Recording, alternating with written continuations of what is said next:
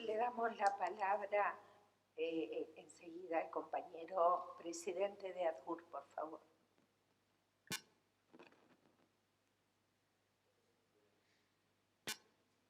Buenas tardes, es realmente un gusto participar en esta instancia de intercambio, de reflexión sobre estos temas que son de actualidad y de impacto, no solo en nuestro país, sino en la región y en todo el mundo. Nosotros, desde la Asociación de Docentes de la Universidad de la República, entendemos, como bien se comentó, que se viene planteando, y desde hace muchos años, pero que se está recrudeciendo, una puja entre concepciones bien distintas de la educación. Vemos que, por un lado, el desarrollo de los transportes y de las tecnologías de las comunicaciones ha permitido el fenómeno de la globalización, ha permitido el desarrollo de mercados de bienes y de servicios que va más allá de las fronteras. Y bueno, en ese contexto, los capitales internacionales, ¿sí?, tanto a nivel empresarial como de entidades financieras, de los propios gobiernos de los países desarrollados, buscan generar nuevas áreas para desarrollar esas actividades. Y bueno, específicamente además ven una oportunidad, impulsan una visión de la educación como una mercancía, ¿sí?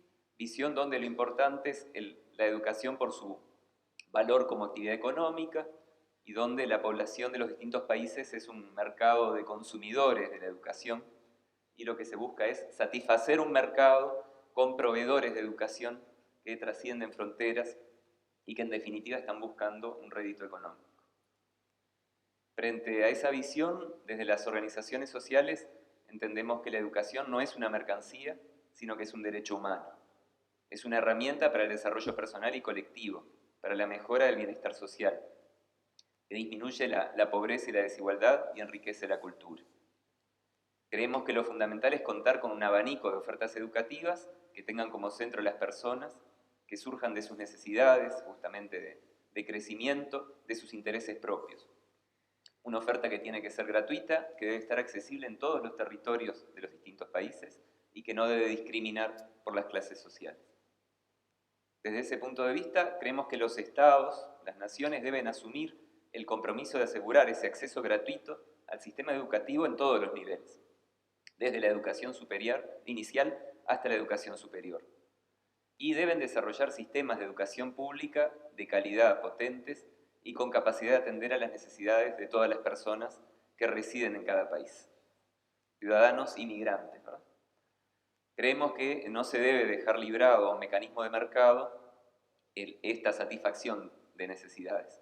Esos mecanismos de mercado rápidamente generan distorsiones de diferente tipo, desde el propio aseguramiento de la calidad, que no lo garantiza, hasta la equidad en el acceso. Desde este marco conceptual estamos ahora aquí en Uruguay en un contexto específico muy preocupados por un conjunto de disposiciones que han sido establecidas en la Ley de Urgente Consideración que fue aprobada recientemente en nuestro país. Como gremio hemos discutido en forma colectiva estos temas, hemos generado un conjunto de resoluciones de nuestra convención. Algunos elementos los voy a recoger acá en mi intervención. Entendemos que los artículos de la LUC referentes a educación concentran en el Poder Ejecutivo buena parte de las funciones que hoy cumplen los entes autónomos, eliminan el Sistema Nacional de Educación Pública, disminuyen la participación de la Universidad de la República en órganos de coordinación, debilitan la participación del Congreso Nacional de Educación y aumentan la injerencia de las instituciones de enseñanza privadas sobre los temas de la educación nacional. Se destruyen distintas instancias de participación, desaparecen consejos enteros dentro de la Administración Nacional de Enseñanza Pública, consejos que contaban antes con representación docente, que se pierde, profundizando así el carácter vertical de la institución. Además, se debilita incluso la responsabilidad del Estado en la educación de la primera infancia. Algunos ejemplos de artículos particulares que nos preocupan, no son los únicos. Queremos mencionar, por ejemplo, el artículo 129 de la LUC, que refiere a los tratados internacionales y la cooperación internacional. Ese artículo modifica la Ley General de Educación vigente y elimina el texto que prohibía suscribir acuerdos que signifiquen considerar a la educación como servicio lucrativo o alienten a su mercantilización. Se elimina esa prohibición. se abre entonces las puertas para que eso llegue a nuestro país. El artículo 156 y el 167 promueven una visión gerencialista de la dirección de los entes de la educación. Eliminan, como mencionamos, los consejos de educación por sistema, eliminan representaciones docentes y elaboraciones colectivas. Suprimen incluso la participación de representantes estudiantiles en ámbitos de participación a nivel de cada centro. Impulsan un esquema piramidal en el funcionamiento de todo el sistema.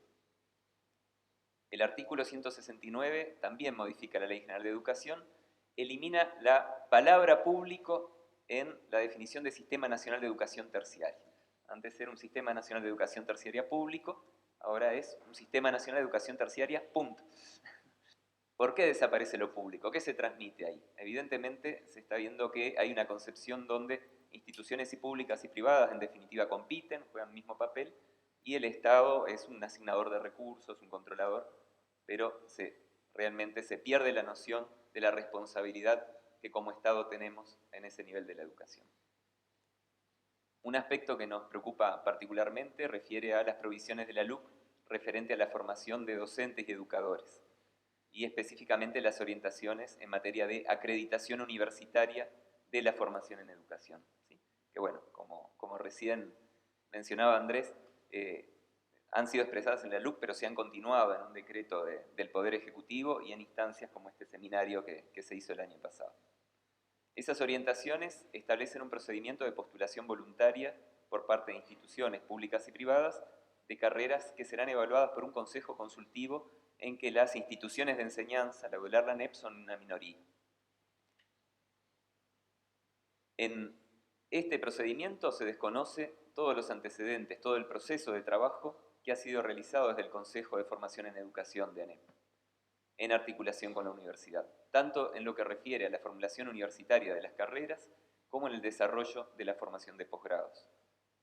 Lo que tenía como objetivo, como centro, el llegar a conformar una universidad de la educación, institución que desaparece en los cambios que la LUC propone en la Ley General de Educación. Este procedimiento que la LUC instiga, pone en marcha, desconoce además que el carácter universitario de una formación no es de la formación en sí misma aislada del contexto institucional en que se desarrolla. Para que una formación sea universitaria, requiere de la realización sistemática de la enseñanza junto con la investigación y la extensión dentro de una organización institucional universitaria en su conjunto.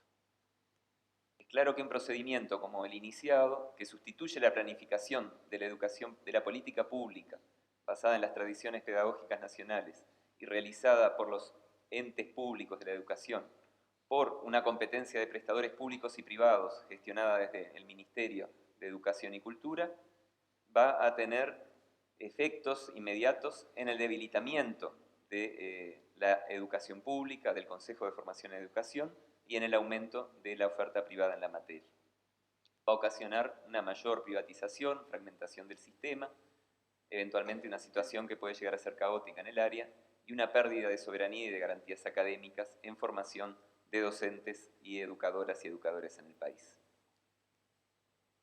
Entendemos que las disposiciones de la LUC que mencionamos tienen efectos muy indeseables que debilitan la educación pública en nuestro país en general y que generan condiciones que facilitan o incluso promueven entonces la comercialización y la privatización de la enseñanza.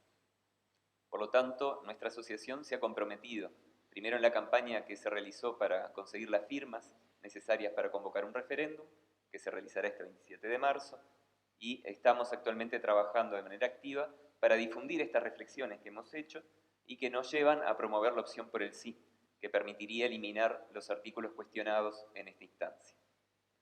Por supuesto, la reflexión y el trabajo no se acaban en esta fecha del 27 de marzo, se continúan, tanto hacia la participación en el Congreso Mundial de la Educación, que organiza UNESCO, en general en todos los ámbitos nacionales, regionales e internacionales, donde las y los trabajadores de la educación organizados podamos manifestar nuestra voz. Ese es nuestro compromiso. Muchas gracias.